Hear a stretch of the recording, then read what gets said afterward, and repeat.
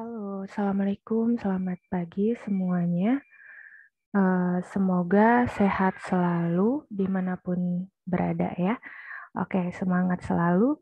Hari ini kita akan mempelajari bab 6 mengenai paragraf. Baik, untuk materinya dapat kalian unduh di e-learning pada pertemuan 6 ya semuanya. Itu mengenai paragraf.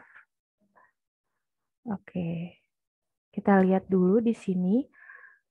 Jadi komponen bahasa itu terdiri dari suku kata, kata, klausa atau frasa, kalimat, paragraf, esai. Untuk suku kata, kata ini bagian terkecil dalam komponen bahasa ya. Kita juga sudah mempelajari terutama pada materi pilihan kata. Lalu di sini juga ada klausa frasa, ini merupakan kelompok kata. Nah, tetapi belum menjadi sebuah kalimat karena tidak memiliki intonasi akhir.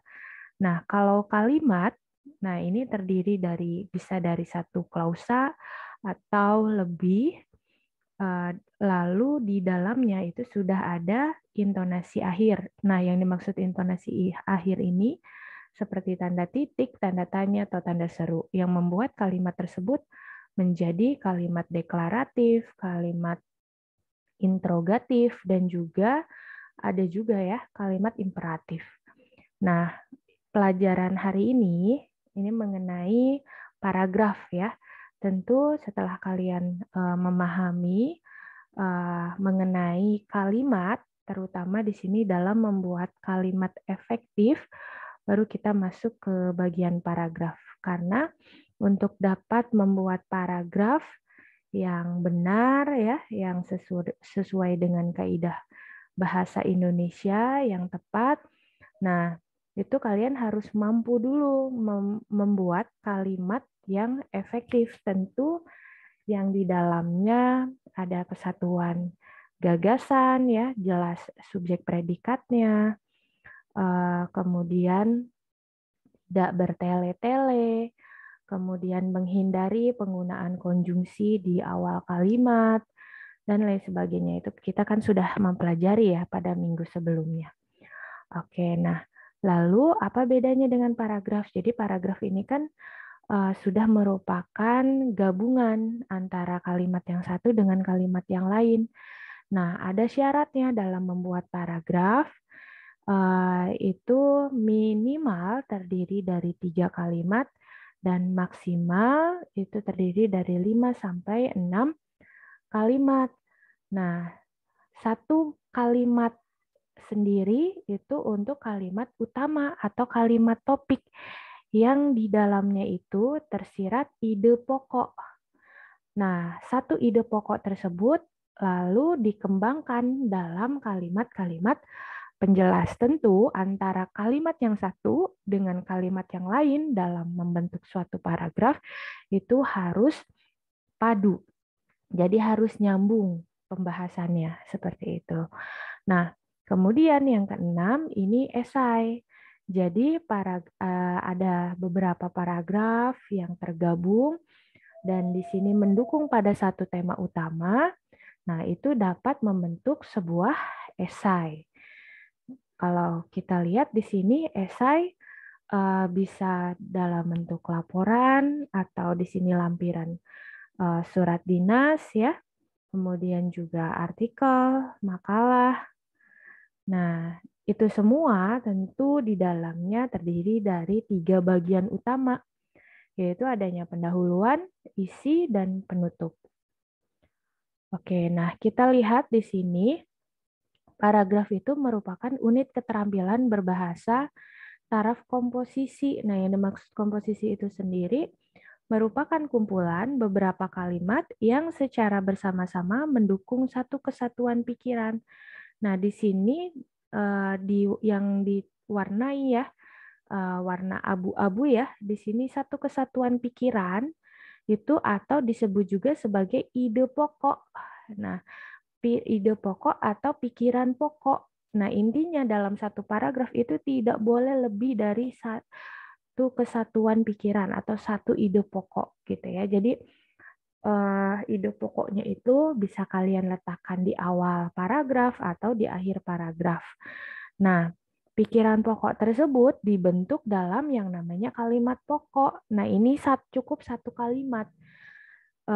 Satu kalimat pokok tersebut, nah ini diikuti dengan kalimat penjelas. Nah, kalimat penjelas ini tentu di dalamnya terdapat ide-ide penjelas atau pikiran penjelas yang mendukung pikiran pokok dan tentunya harus saling berkesinambungan ya, harus padu antara satu kalimat penjelas dengan kalimat penjelas lainnya. Seperti itu. Nah, kita lihat di sini ada syarat-syarat paragraf. Ini kan yang pertama adanya kesatuan pikiran. Nah, kesatuan pikiran ini berkaitan dengan di dalam satu paragraf itu terdiri dari satu ide pokok. Nah, coba teman-teman di sini dapat ini ya, membaca paragraf A. Nah, di sini kan ada anggapan yang salah bahwa bahasa Indonesia tidak perlu dipelajari karena sebagai orang Indonesia sudah tentu kita dapat berkomunikasi dalam bahasa Indonesia dengan baik. Apalagi bila hanya digunakan untuk berkomunikasi sehari-hari di lingkungan masyarakat, cukuplah dengan kemampuan bahasa yang sekadarnya dan sekenanya, asal maksudnya dapat diterima oleh lawan bicara. Itulah sebabnya pelajaran bahasa Indonesia di sekolah hanya dianggap sebagai salah satu materi pelajaran tanpa memperhatikan hasil akhirnya, yaitu kemampuan berbahasa. Nah, coba ketika kita pikirkan di sini apa ya ide pokoknya? Ide pokok itu letaknya bisa di awal, bisa juga di akhir. Nah, tetapi yang di akhir itu berbentuk simpulan biasanya ya. Jadi ada kata-kata penegas seperti dengan demikian, oleh karena itu, uh, jadi ya. Nah, kalau di sini kan tidak ya. Nah, artinya di sini kalimat utama yang mengandung ide pokok, nah itu ada di awal paragraf. Nah, ini ya. Ayo, yang mana kita lihat?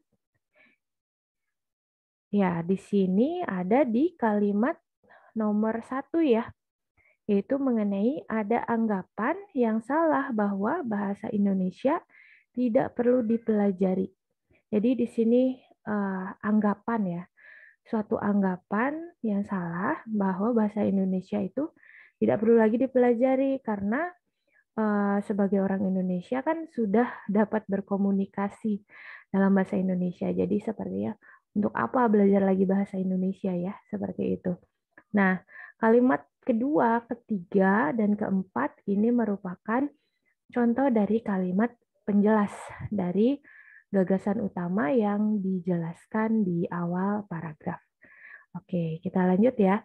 Nah, dalam slide ini kita dapat mencatat nih pikiran pokoknya. Nah, bahwa dari satu paragraf tadi itu ada anggapan yang salah bahwa orang Indonesia tidak perlu belajar bahasa Indonesia. Nah, lalu diikuti pikiran penjelas. Nah, pikiran penjelas ini yang tadi ya di sini di kalimat kedua, ketiga, dan keempat.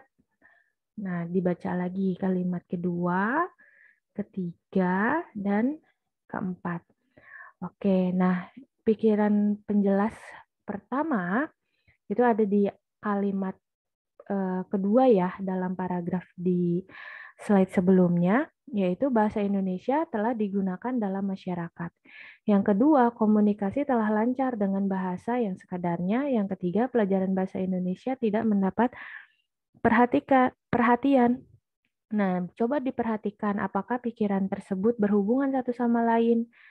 Nah, di sini kalau kita lihat ya, ini kan pikiran pokoknya mengenai suatu anggapan yang salah ya, bahwa tidak perlu lagi belajar bahasa Indonesia. Nah, kita lihat apakah nomor 1 mendukung ya, mendukung terkait gagasan yang ini ya, yang menggunakan font warna merah ini yang ada di atas. Bahasa Indonesia telah digunakan dalam masyarakat. Oke, mendukung ya. Komunikasi telah lancar dengan bahasa yang sekedarnya. Oke, itu juga lancar ini ya, mendukung ya. anggapan yang salah. Lalu yang ketiga, pelajaran bahasa Indonesia tidak mendapat perhatian. Nah, ini mungkin bisa diletakkan pertama dulu sebetulnya. Karena apa? Ini kan yang gagasan utamanya membicarakan mengenai belajar bahasa Indonesia. Sehingga mungkin urutannya bisa 3, 1, 2. Seperti itu. Oke, kita lanjut ya. Nah, kemudian silahkan dibaca ini paragraf yang B. Nah, kalau paragraf yang B ini kita lihat coba dari satu kalimat saja ya, kalimat yang paling atas. Tetapi sedihnya, apabila masyarakat dari suatu negara yang belum memiliki bahasa kesatuannya, maka sudah pasti hal yang demikian pasti tidak terdapat pada masyarakat tersebut. Nah, dibaca dari satu kalimat ini kita dapat ini ya, menilai bahwa kalimat yang digunakan ini tidak efektif. Seperti itu. Sedangkan ketika kita harus mencari ide ya, ide gagasan utama dalam paragraf, nah itu kan kita setidaknya harus mengetahui ya di sini bentuk kalimatnya pun efektif atau tidak gitu ya. Kalau kalimat yang dibuat tidak efektif itu akan menyulitkan pembaca memahami apa sih maksud dari paragraf ini seperti itu. Oke, ini bisa dibaca ya nanti. Oke, nah kita lihat di sini kalimat-kalimat paragraf B efektif tidak ya. Nah, apakah kesatuan pikiran baik atau nyambung? Nah, kalau sudah tidak efektif, tentu di sini pikirannya juga tidak baik ya, atau nyambung pikiran-pikiran pada paragraf B itu apa saja. Nah, ini udah dirangkum di sini.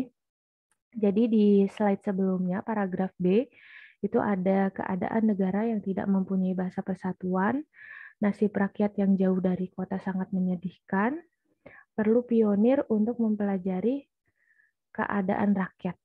Nah, ini antara 1, 2, 3 diperhatikan apakah nyambung antara 1, 2, 3? Tentu tidak ya. Jadi masing-masing berbicara mengenai hal yang berbeda. Oke, jadi di sini contoh ketika Anda diminta membuat sebuah paragraf dengan tema pertama, apa yang hendak Anda tulis? Nah, misalnya kita ambil aja satu ide ya dari kalimat yang pertama. Keadaan negara yang tidak mempunyai bahasa persatuan. Nah, itu bisa dikembangkan. Nah, seperti yang ada dalam slide ini, misalnya mulai dari sejarahnya, dampaknya, seperti persatuan dan integrasi bangsa, kerukunan antar etnis, bahasa pengantar dalam pendidikan, dan sebagainya.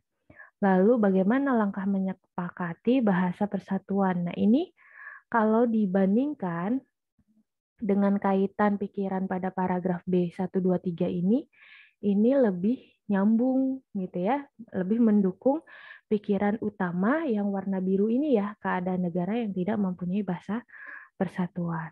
Nah, jadi pada ininya ketika kalian membuat paragraf itu kalian harus tentukan apa ide pokok, nah gagasan utamanya apa, lalu gagasan utama tersebut nanti akan diletakkan di awal atau di akhir. Kalaupun di akhir berarti itu ditaruh di dalam kalimat utama ya. Kalimat utama nomor 1 biasanya ya. Kalimat utama pertama, jadi menjadi kalimat pertama di dalam paragraf, lalu diikuti dengan kalimat penjelas. Nah, kalimat penjelas ini harus mendukung kalimat utama seperti itu ya. Oke, kita lanjut ya. Oke, nah yang berikutnya di sini ada paragraf C. Ini mengenai kalau kita baca ini lebih efektif ya kalimatnya. Keindahan merupakan salah satu dari kehidupan rakyat Indonesia. Tahun ini pemerintah menetapkan sebagai tahun lingkungan hidup. Nah, tetapi kalau kita baca sampai kalimat nomor 2 pun ternyata di sini antara kalimat pertama dan kalimat kedua ini tidak begitu nyambung. Jadi yang kalimat nomor 2 ini kurang mendukung kalimat pertama.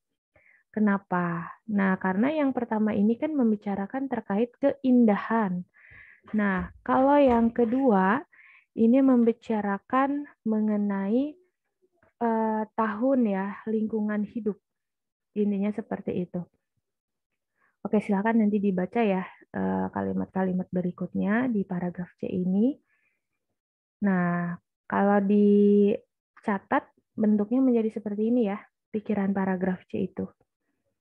Nah, dua pikiran tersebut tidak nyambung dan harus dibuat dalam dua paragraf yang berbeda. Intinya seperti itu. Jadi boleh dibuat dalam dua paragraf yang berbeda. Jadi ada penjelasan sendiri terkait keindahan alam sendiri. Terus yang kedua terkait penetapan tahun lingkungan hidup juga itu bisa dijelaskan tersendiri. Nah, kalau keindahan, nah ini contoh mind map ya.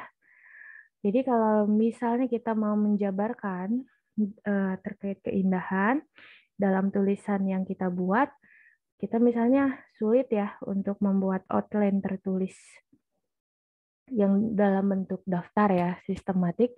Nah, misalnya saya lebih suka membuat mind map, bisa aja gitu ya. Nah, ini kan keindahan. Jadi keindahan itu ada dua, misalnya keindahan alam atau sosial. Alam dijabarkan ada darat, laut, udara. Lalu mana yang mau dijabarkan lagi gitu, yang mau dijelaskan. Misalnya keindahan laut, laut itu kan dibagi tiga ya, ada keindahan laut dasar, air, atau pantainya. Nah, misalnya yang terlihat ya untuk diobservasi pantai. Nah, itu bisa dilihat apakah mau dilihat dari segi wisatawan, pasir, karang, atau sunset, dan lain sebagainya. Nah, ini semua mendukung pengembangan pikiran. Keindahan merupakan segi kehidupan rakyat Indonesia, khususnya keindahan laut, gitu ya. Yang dicontohkannya ini pantai yang dapat dilihat dari beberapa aspek. Di sini ada wisatawan, pasir, karang, atau sunset. Itu contohnya.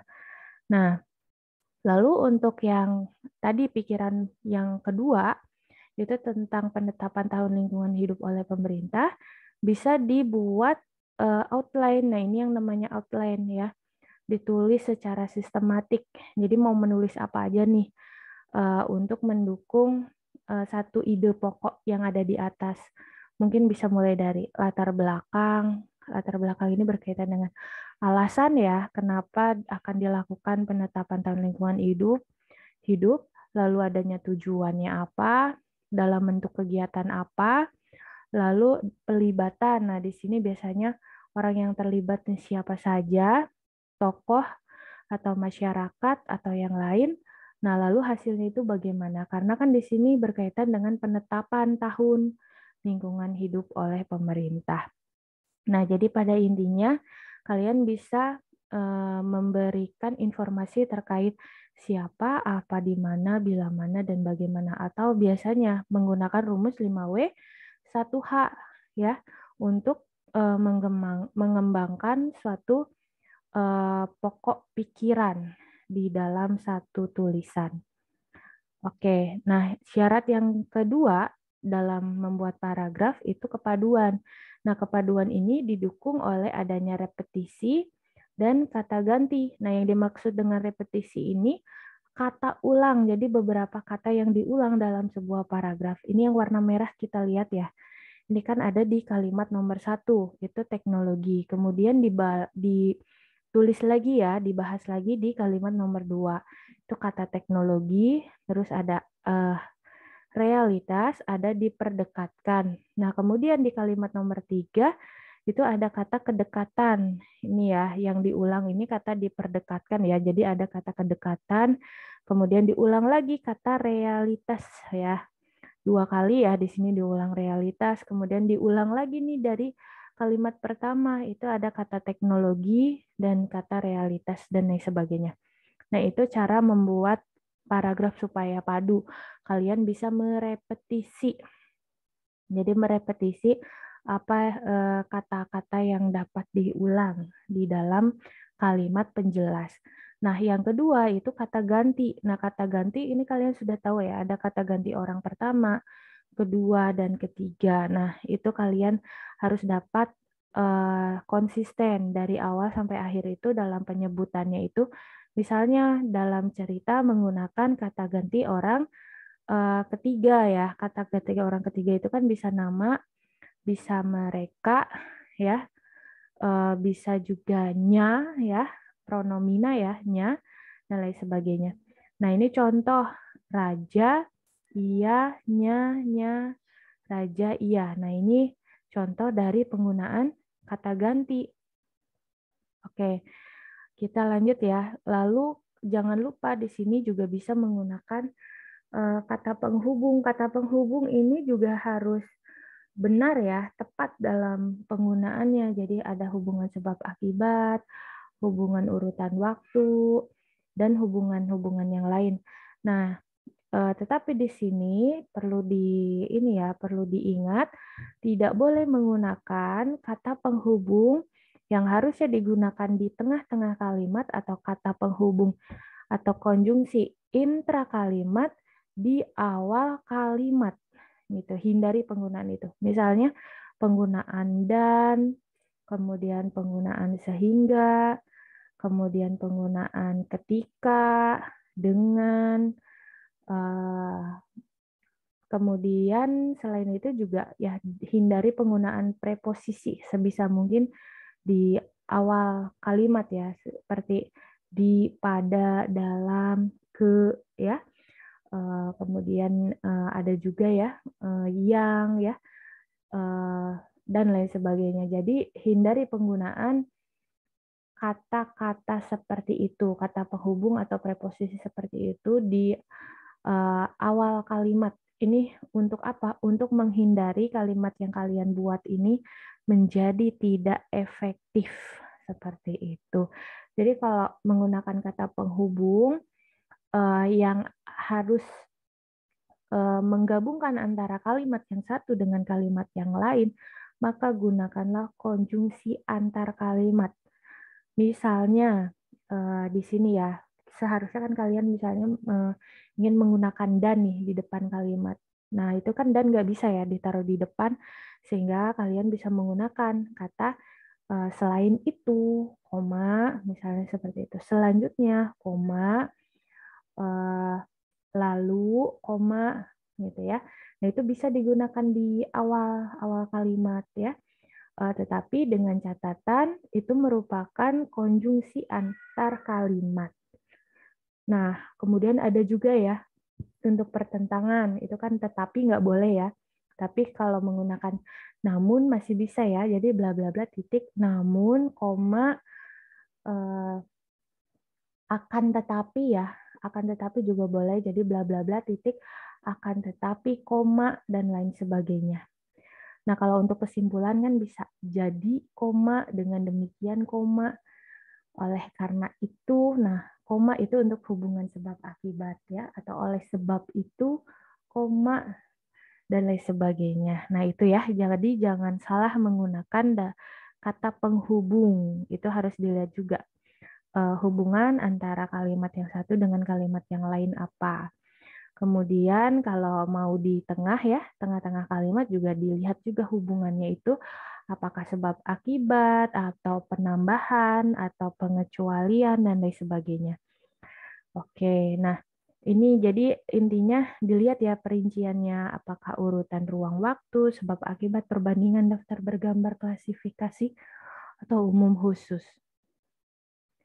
Oke, jadi ini ya membuat paragraf itu seperti membuat bangunan ya. Jadi banyak aspek yang harus dapat kalian lihat untuk membangun paragraf yang baik dan benar ya, sesuai kaidah bahasa Indonesia. Nah, lalu yang syarat berikutnya itu lengkap. Lengkap di sini lengkap dengan informasi atau data. Nah, ini contoh nih, di antara segala jenis perairan di muka bumi, barangkali sungai yang paling besar artinya bagi manusia.